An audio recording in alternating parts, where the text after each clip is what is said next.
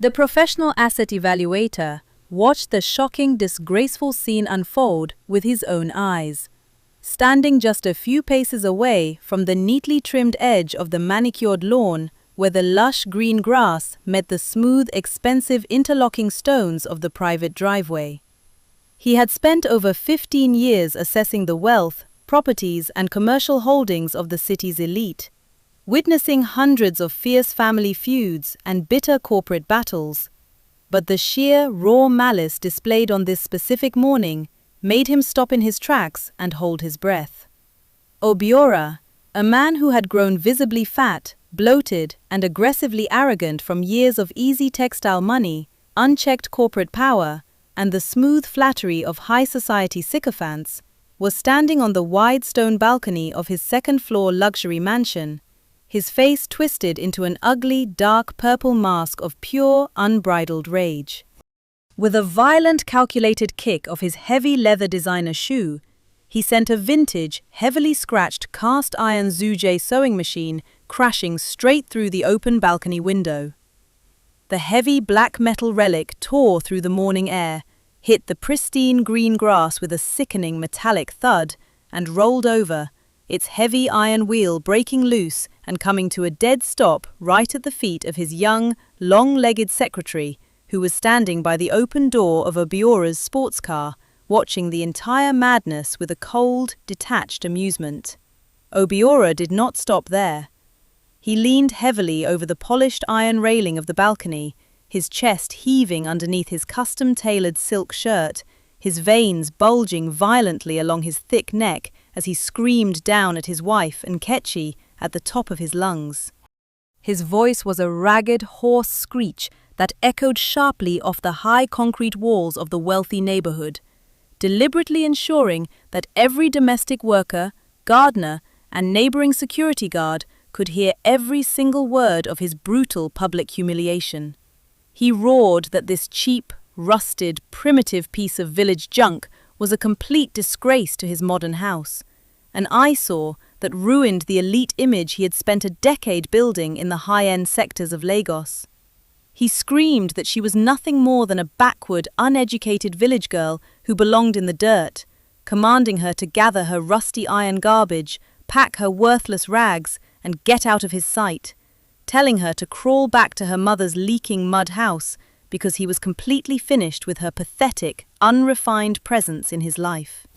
He claimed that every luxury she enjoyed, from the roof over her head to the food on her plate, was a result of his sole charity, and that he would no longer allow her outdated, simple presence to embarrass him in front of his high-profile business partners and the elite society of the city. But Nkechi did not flinch. She did not raise her hands to cover her face, she did not move to shield herself from the raining shards of glass, and not a single tear appeared in her deep, incredibly calm, dark eyes. She remained unbelievably, almost terrifyingly still, standing perfectly upright on the driveway as the freezing grey dawn light highlighted the sharp, dignified contours of her face.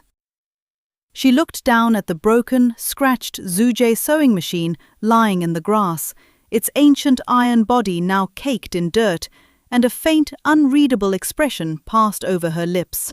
She slowly walked over to the shattered machine, her simple cotton wrapper rustling softly against the stones, and bent down to gently run her fingers over the cold, familiar iron frame that had sustained their lives during the hardest years of their youth. When she straightened back up to her full height, she adjusted the simple matching shawl around her shoulders, raised her head, and looked directly up at the heavy, bloated man who was still huffing and puffing on the second-floor balcony. She did not scream back, she did not cry out for mercy, and she did not offer a single word of desperate wifely plea. She spoke softly, keeping her voice incredibly steady, low, and perfectly measured, yet her words possessed such an immense, chilling weight that they sliced through the morning silence like a heavy iron blade. You have just thrown away the exact tool that drafted, cut, and stitched the very first decent suit you ever wore on your back to a real business meeting, Obiora, Nkechi said, her clear, fluent English flowing out smoothly, entirely devoid of the trembling fear her husband had expected to break her. You have allowed your sudden wealth to make you so completely blind, so bloated with your own false pride, that you genuinely believe you built this empire with your own two empty hands. You have spent years treating me like an invisible shadow in your home, rewriting history to convince yourself that you are the sole king of this textile industry. But before you get into your fast car, before you drive down to the commercial bank to sign the documents for your grand extension, I highly advise you to go back inside your office, open your master legal ledger, and carefully check whose independent name is officially stamped on the primary operating license of your textile factory. Obiora merely threw his head back and let out a loud, mocking laugh, a sharp, booming, and thoroughly arrogant sound that had absolutely no wisdom in it. He stood on his high balcony, looking down at her as if she were a completely harmless, insignificant grey house mouse that he had finally crushed under the heel of his expensive shoe. He turned to his young secretary, who chuckled softly into her manicured hand, further fueling his delusions of absolute dominance and unbreakable authority. He thought he was merely casting out an old, unrefined and dependent housewife who had become too simple for his lavish, fast-paced lifestyle, entirely convinced that his money, his status as a textile mogul, and his sole signature on the corporate banking boards made him completely invincible. He was so completely blinded by his own loud, bloated vanity, so busy celebrating his power with his young mistress, that he was entirely incapable of understanding the devastating truth behind his wife's quiet warning. Obiora had no idea that by throwing that old, scratched sewing machine into the dirt, he had just committed the most fatal, irreversible mistake of his entire existence. It was a spectacular act of blind arrogance driven by pure malice, and he had absolutely no clue that the heavy gears of his own total financial destruction had already completed their silent rotation in the dark, and by the very next morning, the quiet village wife he had just kicked out would wipe his entire name completely off the street. The silence that followed Nkechi's words was thick and suffocating, interrupted only by the low, mechanical rustle of the morning wind moving through the palm trees at the edge of the estate. The young secretary casually adjusted her designer sunglasses, sliding into the passenger seat of the roaring sports car without giving a second thought to the woman standing in the driveway. From the high balcony, Obiora gave one final, dismissive wave of his hand, turning his back on his wife as if she were a problem he had permanently solved. He walked back into his lavishly furnished house, stepping over the shattered glass on the floor, entirely focused on the multi-million-dollar government contract he was scheduled to finalize later that morning. He felt completely victorious, entirely free of the old baggage that Nkechi represented, believing that his life was finally aligned with the wealth, luxury, and prestige he deserved. Down below on the interlocking stones, the asset evaluator watched Nkechi as she calmly reached into her pocket, pulled out her phone, and sent a single, brief text message. Her face remained entirely clear, her breathing slow and rhythmic, carrying the profound peace of a person who had already calculated every single move of the endgame. She did not look at the mansion. She did not look at the sports car as it sped past her, kicking up a small cloud of dust at the security gates. She simply turned her back on the house that her own labor had built, walked out of the compound with quiet dignity, and stepped into the morning mist, knowing with absolute certainty that while Obiora believed he was playing master with her life, he had just handed her the exact leverage needed to take everything back. The stage was set, the documentation was already in place, and by the time the textile mogul arrived at his corporate headquarters, he would find himself standing before a financial wall he could neither climb nor break down. The professional asset evaluator had been assessing Obiora's vast wealth, expansive real estate, and industrial holdings for the past 7 consecutive years, and because of this, he knew a great many deep, dark secrets that the arrogant textile mogul had long ago chosen to completely erase from his own memory. To look at Obiora today, sitting in his air-conditioned leather chairs, barking orders at hundreds of submissive workers, one would think he had been born with a golden spoon in his thick mouth and a silver measuring tape around his neck. But the hard, unvarnished truth was an entirely different story. Exactly 10 long years before this disgraceful morning, Obiora and his quiet wife Nkechi had arrived in the sweltering, chaotic heart of Lagos as completely penniless, desperate immigrants from the eastern countryside, with absolutely nothing to their names but 2 battered cardboard suitcases tied together with frayed jute ropes and an old heavy iron sewing machine that belonged to Nkechi's family line. Lacking money for a decent shop or a market stall, they had rented a tiny, suffocating one-room apartment in a dense, crowded slum, where the zinc roof leaked brown water every single time the tropical rain swept across the city. The room was so incredibly narrow that their mattress had to be pressed flat against the floor, right beside the wooden table where the heavy cast-iron Zuje sewing machine stood. It was in that dark, sweltering room, with a single rusty standing fan blowing hot, heavy air over her shoulders from 4 o'clock every single morning until long past midnight, that the foundation of their entire textile empire was quietly laid down by a single person. Nkechi was a truly gifted, natural-born master seamstress, possessing a sharp, instinctive eye for lines, silhouettes, and fabric textures that no high-end Canadian or European fashion classroom could ever teach. Day after day, night after night, while the rest of the city was fast asleep, Nkechi sat hunched over that old, scratched Zuje machine, her feet tirelessly working the heavy iron treadle, her slim fingers guiding rolls of cheap cotton fabric under the rapidly moving needle with absolute, flawless precision. She drafted her own patterns on old newspapers, hand-cut complex garments, and stitched entire ready-to-wear collections entirely by herself. She worked until her eyes were completely bloodshot from the dim light of a single bare bulb, her back aching from the rigid wooden chair, and her fingers covered in deep, painful needle scars that caked with grey dust from the textiles.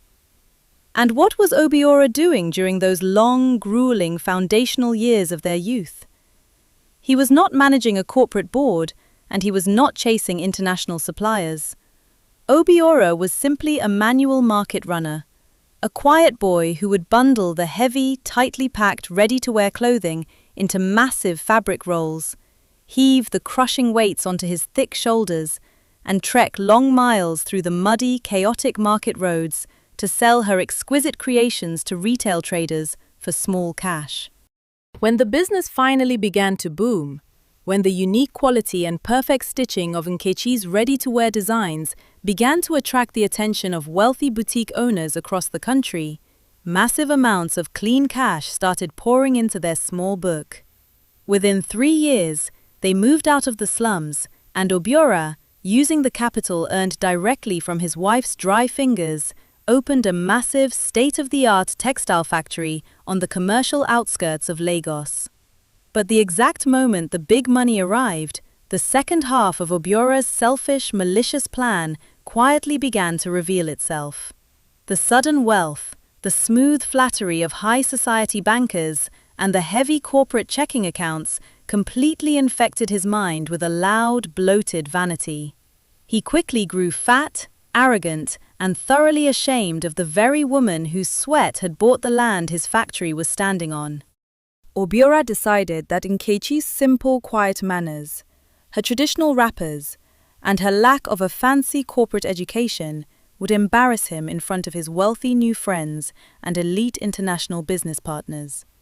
He systematically pushed her out of the corporate structure, stripped her of her managerial access, and permanently banned her from ever setting foot on the factory floor or appearing at any official company dinners.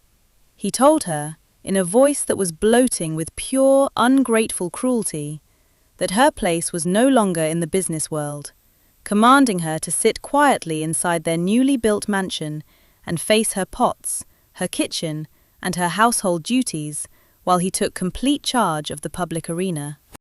Obiora thought he had successfully turned his wife into a powerless, dependent prisoner who was entirely confined to the stove, a simple domestic helper whom he could easily ignore while he spent his nights in elite clubs, throwing bundles of new naira notes at young, long-legged mistresses and driving fast sports cars through the wealthy sectors of the city.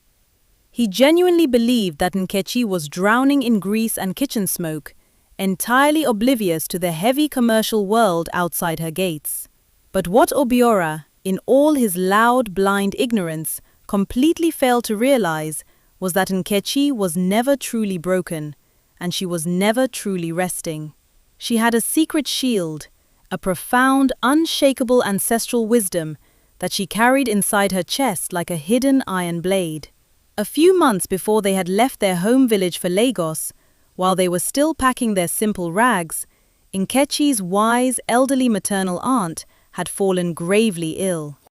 On her very last night on earth, the old woman had called Nkechi into the quiet, candle-lit back corner of her mudroom, taken her slim hands into her own dry fingers, looked deep into her soul, and whispered 3 heavy sentences that Nkechi would never, ever forget.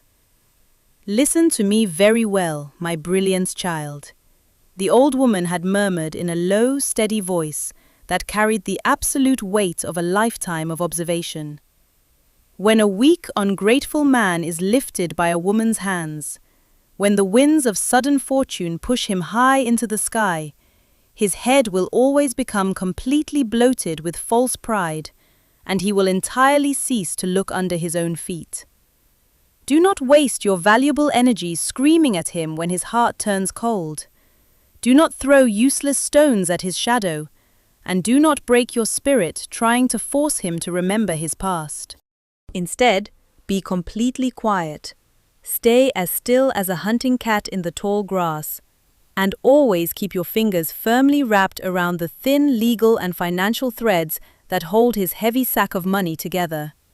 Because when a man forgets the ground he crawled out of, he always forgets to tie the final knot at the bottom of his bag. And on that day, you will merely need to pull the thread to watch everything he owns fall straight into your lap. Nkechi heard her aunt's words, and she kept her wits entirely in her own head, not in her husband's pocket. While Obiora was busy shouting at her until his voice cracked, calling her an unrefined, ignorant village wife who knew absolutely nothing about high finance or international commerce, Nkechi would simply sit at the long dining table, keep her face perfectly soft, blank, and entirely unbothered, and quietly listen to the mechanical rumble of his fast car leaving the compound. She didn't argue, she didn't complain about his public affairs, and she never once begged him for an extra allowance. She understood that a proud man's arrogance is always his ultimate blindness. Nkechi merely retreated to her quiet bedroom, opened her old tablet device, and silently began to watch the exact shape of the commercial lock that Obiora believed he had built around her. She knew every roll of fabric. She knew the exact production costs of every garment. And she knew that while her husband was busy performing the role of a magnificent textile king for the public, his blind greed was slowly leaving the back gate of his empire completely wide open. Nkechi never organized loud spectacles. She never shouted back at her husband, and she never allowed a single tear of frustration to drop onto the polished marble floors of their lavish mansion. Every single evening, the moment the heavy metal gates of the compound closed behind Obiora's sports car as he left to spend his nights at the city's most elite, high-society clubs, Nkechi's real work began. While her husband was busy clinking expensive crystal glasses with corrupt politicians and popping champagne with his young, long-legged mistresses, Nkechi would quietly retreat to her small, dim bedroom at the back of the house.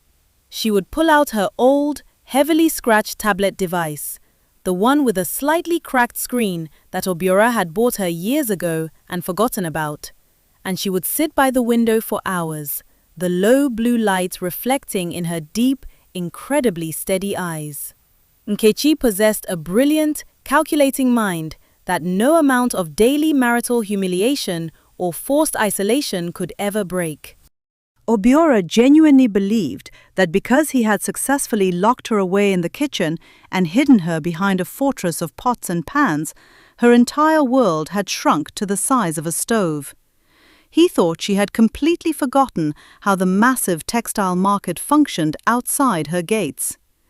But Nkechi had never truly left the loom. Sitting in the absolute stillness of the night while the rest of the wealthy neighborhood was fast asleep, Nkechi silently began to weave her own invisible net around her husband's crumbling empire. Using encrypted email channels, she began to establish direct, confidential communication with the major high-volume cotton and raw silk suppliers in Turkey and India. These international textile giants were not strangers to Nkechi.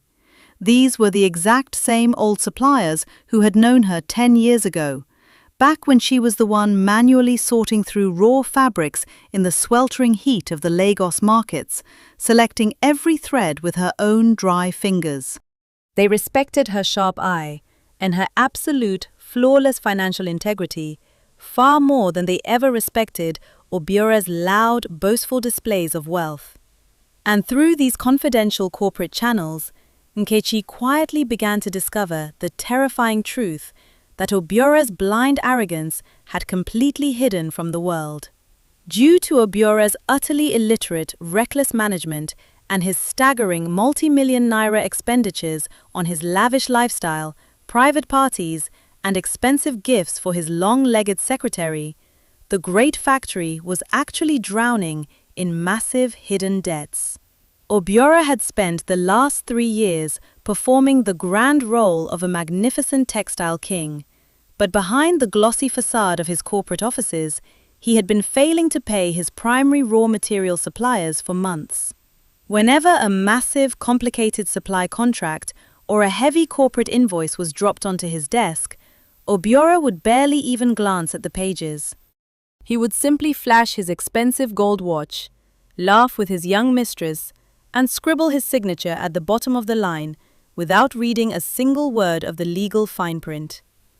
He was entirely oblivious to the fact that his supplier debts had accumulated to a crushing figure that exceeded $500,000, leaving his entire production line on the absolute brink of commercial default and total industrial foreclosure. But Nkechi did not panic, and she did not run to her husband to offer a frantic warning. She remembered her wise aunt's dying words to keep her fingers firmly wrapped around the thin threads that held his heavy sack of money together. Working in absolute cold secrecy from her small bedroom window, Nkechi officially registered an independent, fully licensed offshore logistics and investment fund under a completely separate corporate name. Then, penny by penny, naira by naira, she began to execute a silent, brilliant financial operation. For the past 5 years, despite Obiora's strict orders for her to stay at home, Nkechi had been secretly designing and stitching ultra-exclusive, high-end traditional luxury dresses for wealthy elite women and international private clients, who reached out to her covertly through private internet channels. She had accumulated a massive, completely hidden mountain of personal cash savings from her independent couture work, money that Obiora knew absolutely nothing about. Month after month, using her independent savings and the emergency lines of credit granted to her logistics fund by the old international cotton suppliers who trusted her implicitly, Nkechi quietly began to buy up the bad debts of Obiora's factory. Every single time a desperate supplier was about to shut down the raw material line or take Obiora to court for non-payment, Nkechi's independent fund would step in from the shadows, pay off the specific debt, and officially transfer the legal ownership of that liability into her own ledger book. She did it meticulously, page by page, number by number, while her husband was busy driving his fast sports cars through the city and laughing at her simple manners. Obiora had no idea that the very ground his massive machines were standing on was being quietly disassembled from underneath his heavy feet. The entire silent operation came to a violent, crashing halt on an ordinary Wednesday afternoon. Obiora had left his briefcase open on the grand mahogany table in the living room while he was upstairs changing his shirt for another club night. Nkechi walked into the room to clear away the dirty teacups, and her eyes casually strayed to a thick, official envelope from an independent forensic auditing firm that had accidentally been mixed up with his factory invoices. It was a certified legal warning detailing the massive debt accumulation and pointing straight toward her secret logistics fund as the primary debt holder of the factory. Obiora walked down the stairs, his heavy gold bracelets clinking loudly, and caught her holding the document. His face instantly twisted into an ugly, dark purple mask of pure, unbridled rage. His loud, bloated pride completely rejected the idea that his simple, uneducated village wife could ever understand a corporate financial balance sheet. He genuinely believed that she was trying to sneak into his office to steal from his personal corporate pockets, to poke her nose into his grand, masculine business world. He let out a sharp, bitter hiss, tore the paper from her fingers, and began to scream at her until his voice cracked, entirely unable to see that the paper in his hand was actually the final blueprint of his total financial execution. And that brings us straight to the most critical, bone-chilling turning point of this entire story. The moment that will show you exactly what happens when a proud, ungrateful man completely underestimates the silent strength of the person who built him. But before I reveal the shocking scene that took place on the very next morning, and how Obiora's entire world collapsed into absolute nothingness the moment he arrived at his factory gates, I need to pause and ask you a very real, very honest question. Have you ever had to sit completely still and look at a beautiful smile on the face of someone who was secretly plotting to diminish your value every single day? Have you ever poured your entire life, your sweat, and your youth into a person who treated you like a disposable shadow the moment they got a little bit of money in their pocket? If Nkechi's silent, heavy battle is reaching a deep place inside your soul right now, do me one small, beautiful favor. Pause the video for just 2 seconds, scroll straight down to the comments section, and type the word Nkechi if you have ever had to face the bitter, freezing sting of being completely unappreciated by the people you helped to rise. Share a single sentence of your own story so we can see how many of us have had to stand in those exact same quiet shoes. And then hit that subscribe button right now to join our rapidly growing family of deep story lovers. Because what happened when the police vehicles blocked the factory gates is a masterclass in absolute, unavoidable karma that you absolutely cannot afford to miss. The freezing dawn of that unforgettable Thursday brought with it a cold, pale light that crept across the massive concrete walls of the industrial district, casting long, sharp shadows over the heavy metal gates of the textile factory. Obiora had not slept a single wink. His eyes were completely bloodshot, his thick neck stiff from a night of endless pacing, but his heart was pounding with a dark, frantic excitement. He had spent the hours before sunrise drinking expensive brandy in his study, staring at his gold designer watch, completely convinced that this morning would be the absolute peak of his life. He was scheduled to finalize and sign the master contract of his entire career, a massive multi-million-dollar government deal to manufacture and supply the official uniforms for the state's national airline.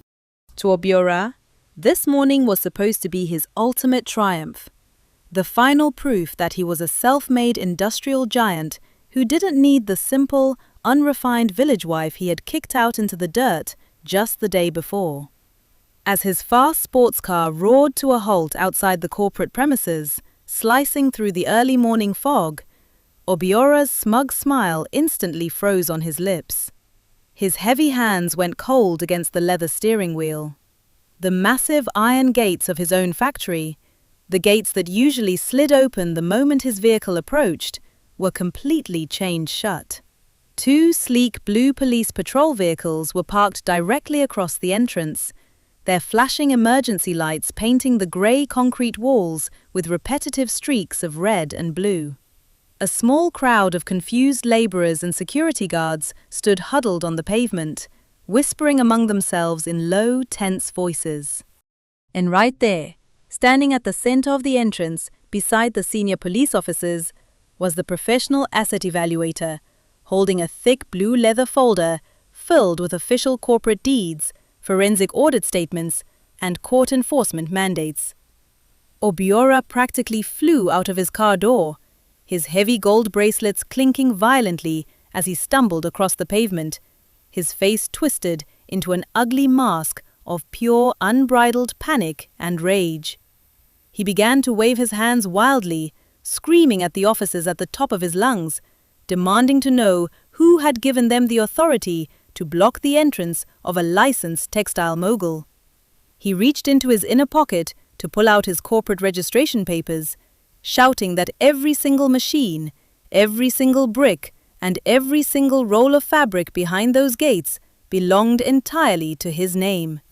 He was completely suffocating on his own bloated pride, utterly unable to comprehend the cold reality of the financial wall he had just crashed into.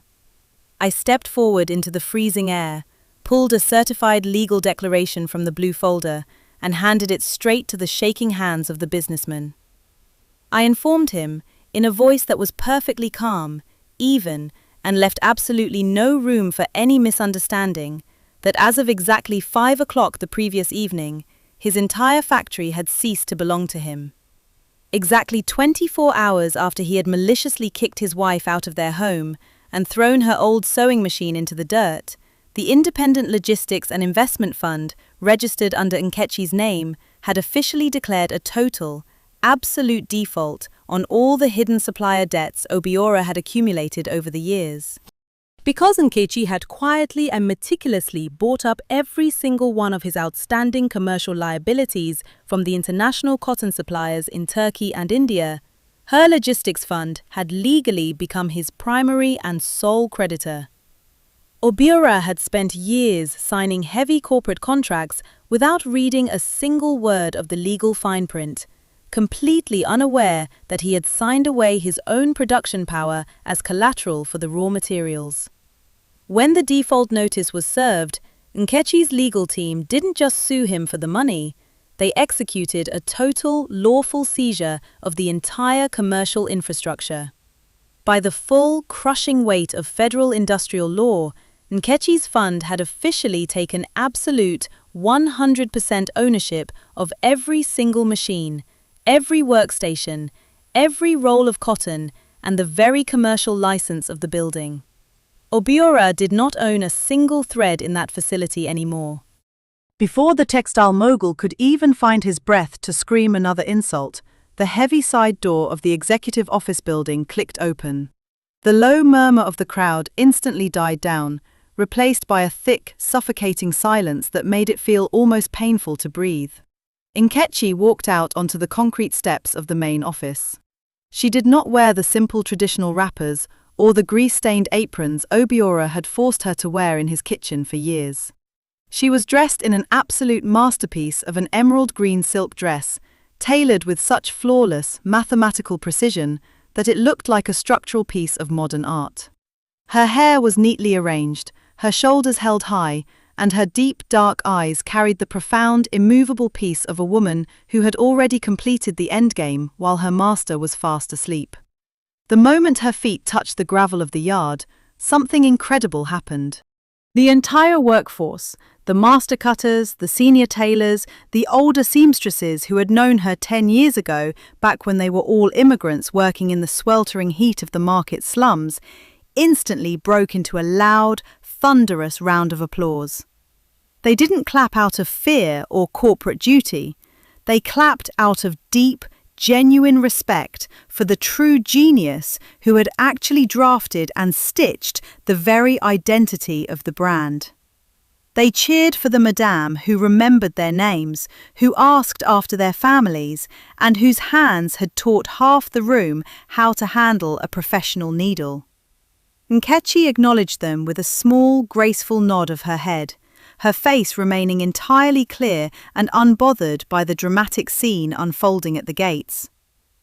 Obiora stood frozen on the pavement, his mouth hanging wide open, his bloodshot eyes darting between the cheering workers and the emerald silk dress of his wife. His young, long-legged secretary, who had been sitting in the passenger seat of the sports car, holding his corporate portfolio, looked at the police officers, looked at the asset evaluator, and then looked at the absolute finality on Nkechi's face. Without saying a single word, without offering a single look of comfort to the man she had been flattering for months, she quietly stepped out of the sports car, dropped Obiora's leather briefcase onto the wet asphalt, turned her back on him, and walked straight toward the main road to hail a common city taxi. She left the Textile King standing entirely alone in the grey morning mist, stripped of his luxury, stripped of his authority, and utterly empty-handed before the very person he had tried to diminish. The government aviation officials, who had arrived in a separate luxury vehicle to sign the multi-million-dollar uniform contract, didn't even glance at Obiora as he stood trembling by the police cars.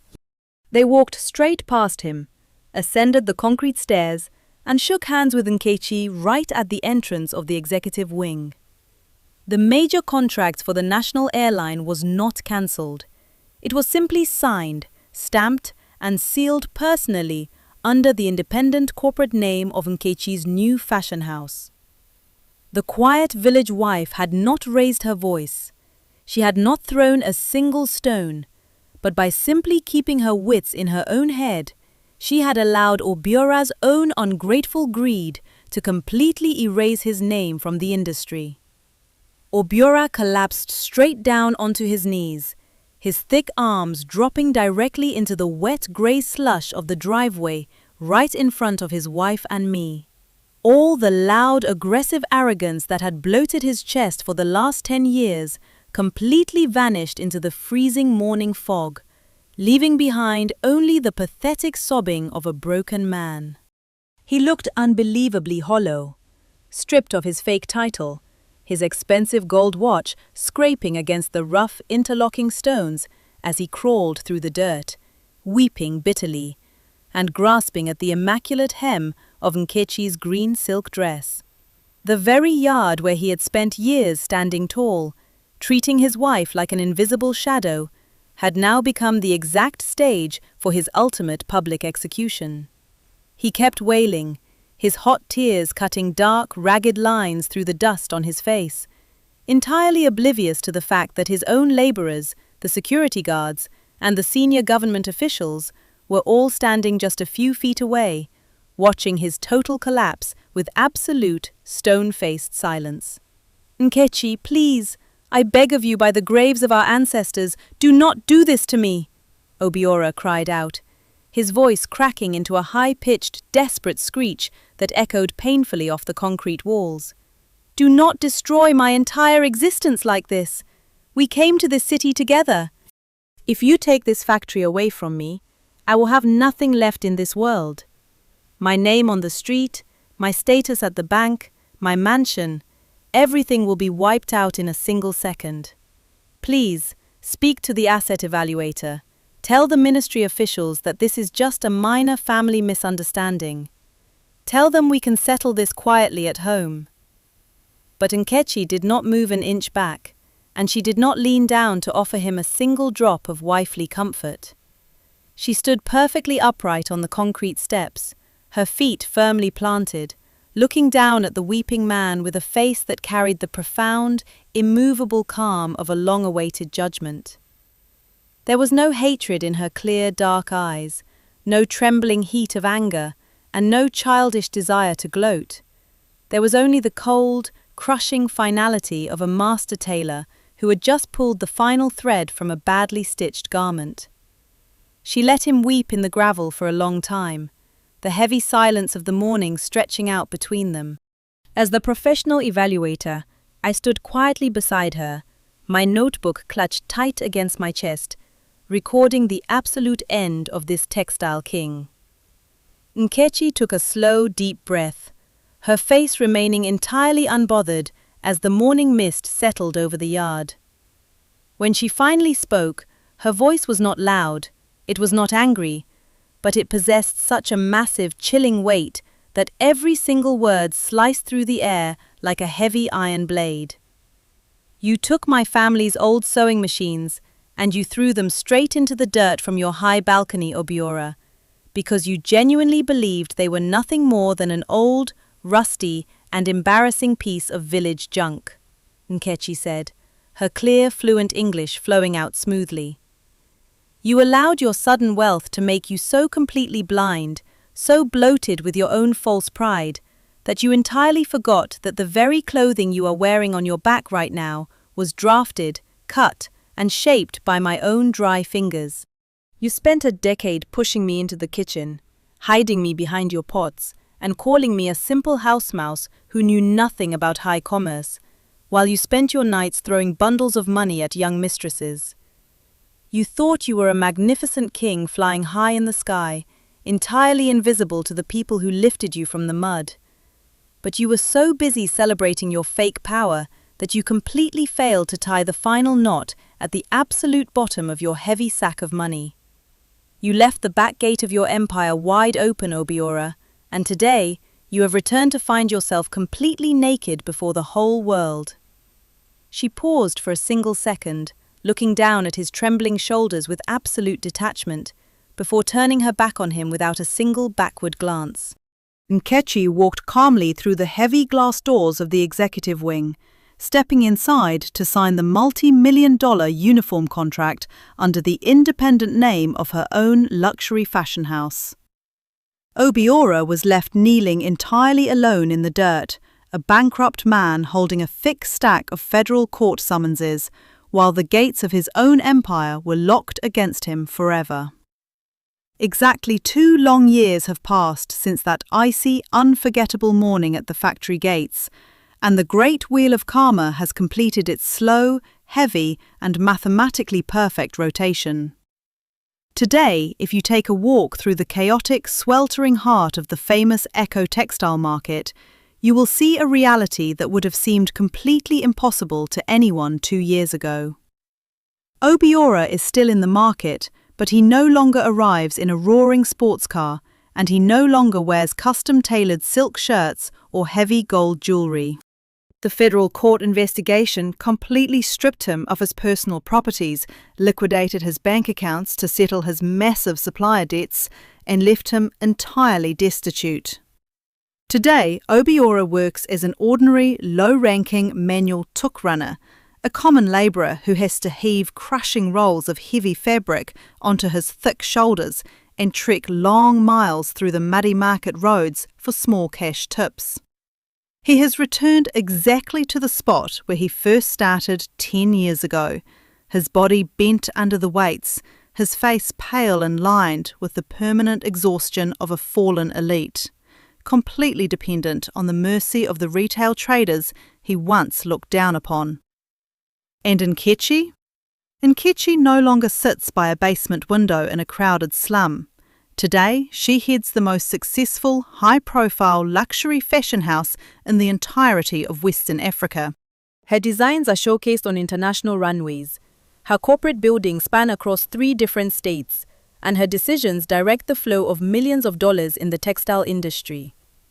She runs her empire with the exact same quiet, razor-sharp precision she used when she was sitting hunched over her old Zuje machine in the dark slum room. She is independently wealthy, deeply respected, and she has personally built a free professional vocational school for young, impoverished girls in her home village, ensuring that none of them will ever have to rely on an ungrateful man to give them a future. Every single time I review her growing commercial assets or cross paths with Obiora as he stands in the market dirt, waiting for a load to carry, I am instantly reminded of the final sentence I recorded in my valuation report on that fateful morning. Never, under any circumstances, allow yourself to break the exact iron needle that is quietly stitching the scattered pieces of your life together. the profound truth goes. Because without that single, sharp and silent instrument holding your structure in place, the expensive clothing you wear will instantly unravel at the seams, and you will find yourself turned into nothing more than a torn, worthless rag on the floor. Nkechi did not need to raise her voice to crush the man who tried to diminish her. She didn't need to fight, she didn't need to beg. And she never lowered herself to the level of his arrogance.